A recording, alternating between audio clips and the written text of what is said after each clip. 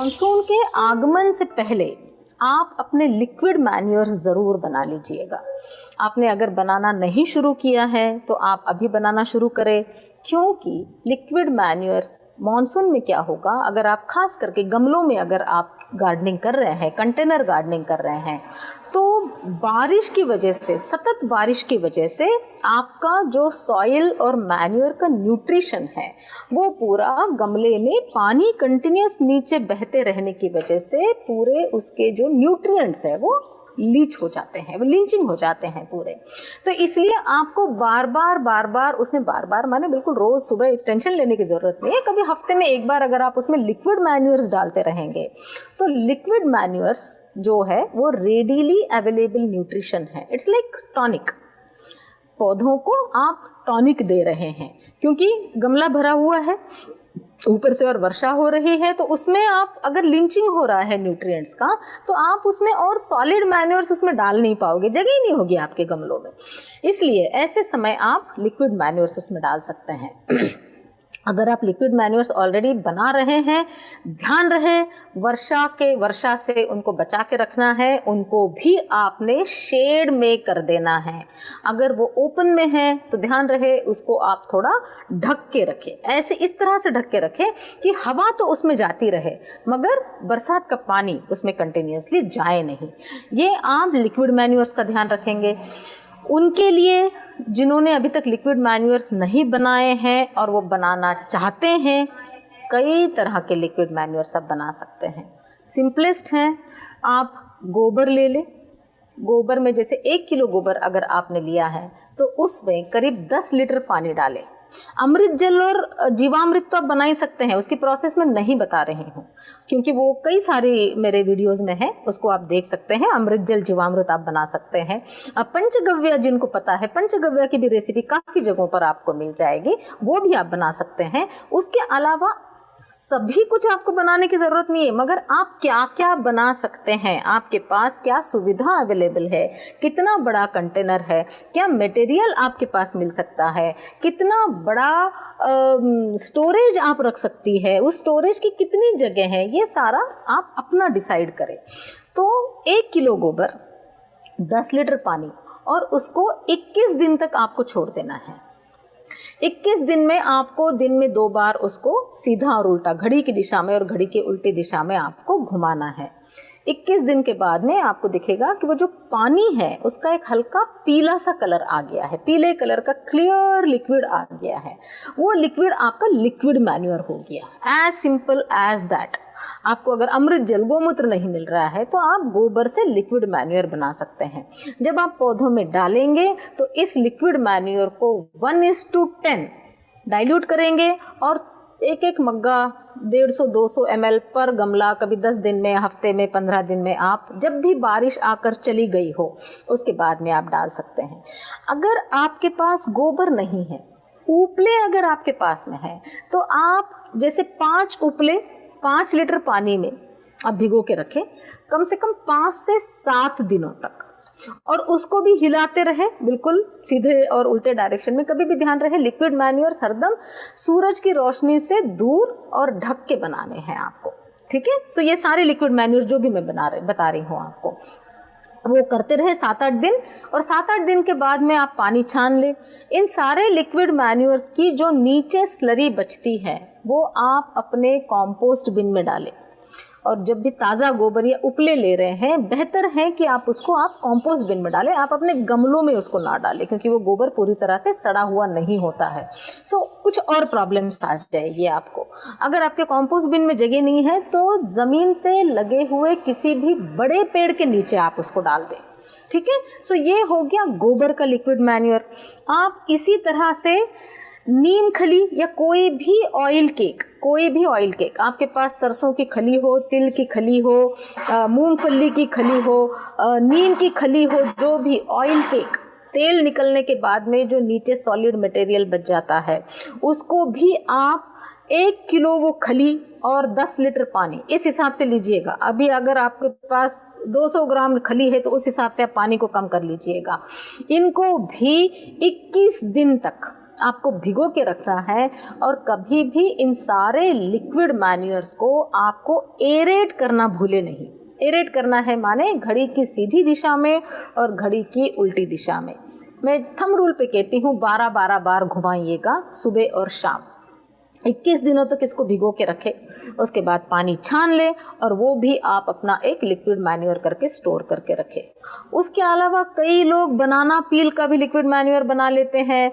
मैंने कई बार आपको नीम खली, बोन मील और राख, इन तीनों का भी जो लिक्विड एनपीके का मैन्योर है वो भी मैं अपने कई वीडियोस में बता चुकी हूँ। आप उसको भी देख के वो भी लिक्विड मैन्योर बना सकते हैं। ये सारे लिक्विड मैन्योर्स अगर आपने नहीं बनाए हैं तो बनाएं और पूरे मॉनसून के लिए हैंडी रखें। मॉनसून में चाहे आपके फूलों के पौधे हो, वो चाहे आप गुलदावरी लगा रहे हो, चाहे जैस्मीन फैमिली के कोई भी पौधे जो बहुत अच्छे खिलखिला के आपको खुशबू देते हैं, रात रानी अभी जो खिल रही है उसमें भी अगर आप लिक्विड मैन्योर्स डालते हैं तो उसमें फ्लावरिंग एनहांस होती है, उसमें खुशबू एनहांस होती है। और आपकी सब्जियाँ, जो भी सीज़न की सब्जियां हैं, बरसात के कारण जिसका भी न्यूट्रिशन लॉस हो रहा है, उन सारों में आप लिक्विड मैन्योर्स डालेंगे तो पौधों को न्यूट्रिशन बना रहेगा। जिनके भी लिक्विड मैन्योर्स बन रहे हैं वो प्री मॉनसून केयर क्या लेंगे, उनको आप शेड में करेंगे। ठीक है।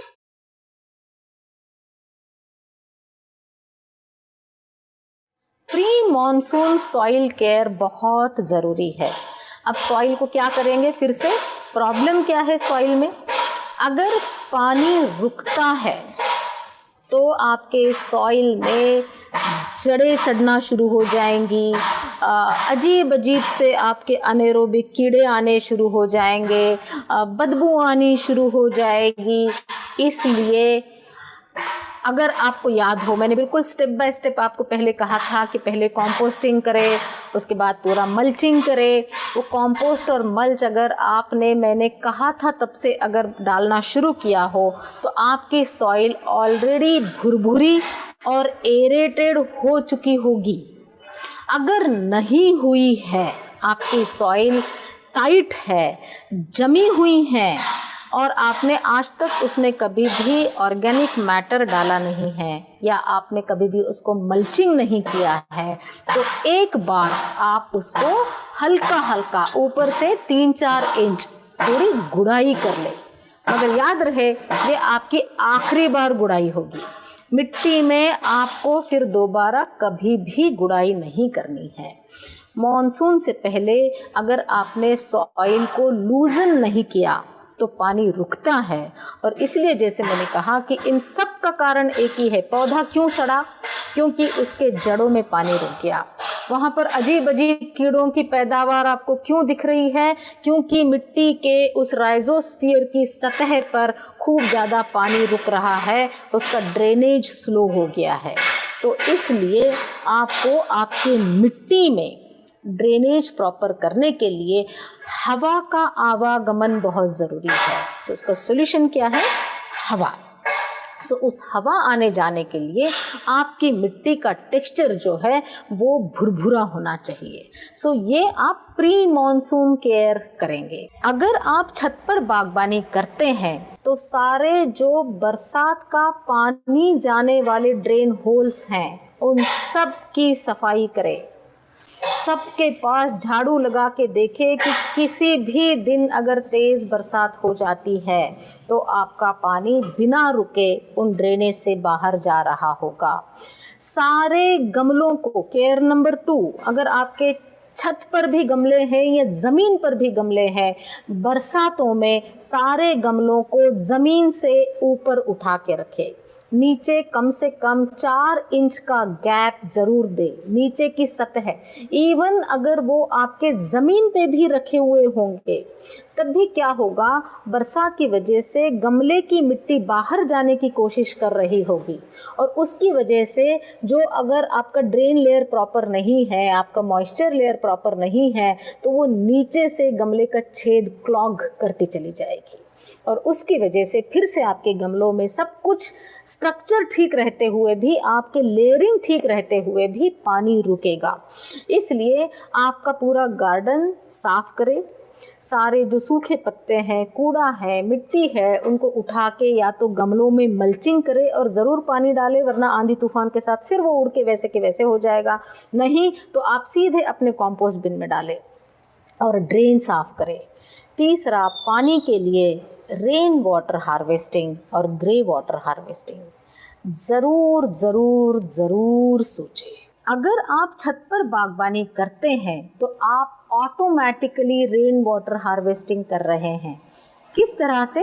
जो भी वर्षा आ रही है वो आपके छत के ऊपर जो अपने गमलों में मिट्टी लगा के रखी है, उसमें उस मिट्टी में वो वर्षा का पानी पकड़ ले रहा है और वो वर्षा का पानी आपके पौधों के पनपने के लिए, आपके गार्डन के पनपने के लिए यूज हो रहा है।